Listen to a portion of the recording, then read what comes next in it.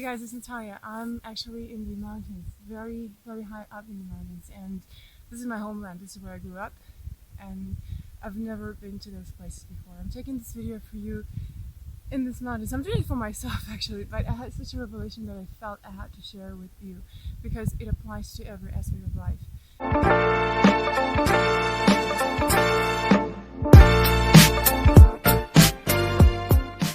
So we've been climbing up here and it's incredible, it's insanely quiet here. There's no wind, no anything. I can hear my own thoughts. My thoughts were so clear and true. I think because it's so crystal clear here and I can hear everything very well, this is one of the reasons why I came up with this idea. You know, when we were going on a trip, I was very concerned about safety, and our guide told us that safety is inside. Like, you have to take care of it, of course. You have to be well equipped, you have to be prepared for everything, you know, because if you've been on this trip before, you know which equipment you need, you know what food you can take with you, you know how to survive, because we're gonna sleep right here, so in a tent in the middle of a desert. There's nothing here, just the mountains. And we were discussing safety issues a lot, and I trust the guide, and he said, yes, we're gonna be well equipped, but at the same time, safety is not about fastening a seatbelt, and safety is not about taking all the equipment and the food with you that you need. Safety is inside. It's a feeling that is inside, which is based on experience and on being attentive. And when we talked more about this, he explained to me that there are so many situations that can happen right here, especially in a place you've never been to before, and you're absolutely not prepared for the situation. So yes, you have to be well equipped for everything that you know, to get ready to everything that you know. At the same time, you have to be very attentive to everything you do not know. And if we apply it to conversations that we have every day with different people, a lot of people tell me that what they're scared of the most when it comes to communication is spontaneous reaction. They never know what people are going to tell them. They never know how people are going to react. And especially if you have serious negotiations, or you are in the middle of high-stake negotiations in a foreign language, or you are trying to handle a very important and responsible presentation in the English language in front of the board, or in front of the paying clients, or in front of potential prospects, or you're trying to sell your business or your startup, whatever. You know, people prepare so hard for their presentations, and at the same time they try to prepare themselves for the questions that are coming next. And what I realized on this trip is that you cannot prepare yourself for the questions. Yes, you can prepare yourself based on the experience that you've had before, but what if somebody asks the question? What if somebody asks a question that you've never heard before? What if, and if somebody will eventually ask the question that you have no idea how to answer that question, right? And it's just, it's a waste of energy. That's my idea. My key message is that it's a waste of energy when you try to prepare yourself for something you do not know.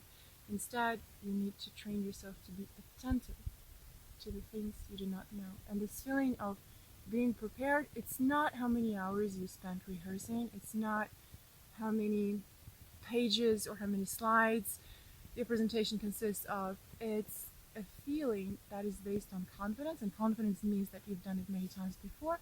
Confidence multiplied by attentiveness. And this is the primary skill that leads to effortless conversations and negotiations. When I say effortless, I mean what my running coach used to tell me. She was telling me that you need to give a lot of effort effortlessly. When you achieve that level, it means you've achieved a great level. So this is what I mean.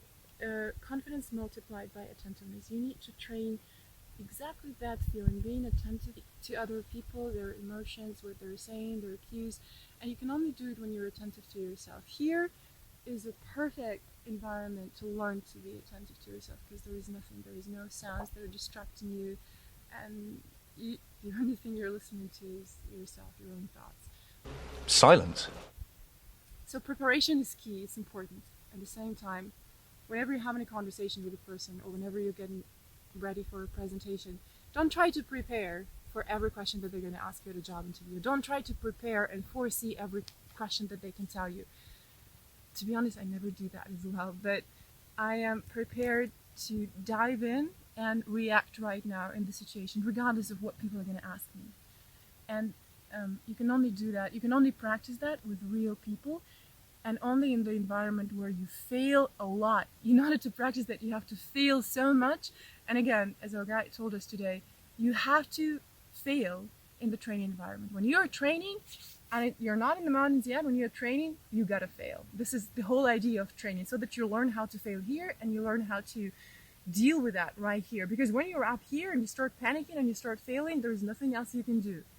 So it's a good idea to fail while you're practicing. And again, a lot of people are afraid of spontaneous questions because they're afraid that someone is going to ruin their reputation. Someone is going to ask a question that's going to ruin their reputation because they suddenly don't know how to react to that question.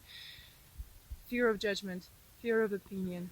So it's all this skill is attentiveness multiplied by confidence, and confidence only comes when you practice a lot. So you practice, you fail, and you learn to be attentive, and you learn to develop this empathy, first of all to yourself, and then you become more empathetic towards other people. And this skill leads to successful presentations and communication in any language, because any language is spoken by people, and when you learn to understand people and yourself, you can pretty much speak any language.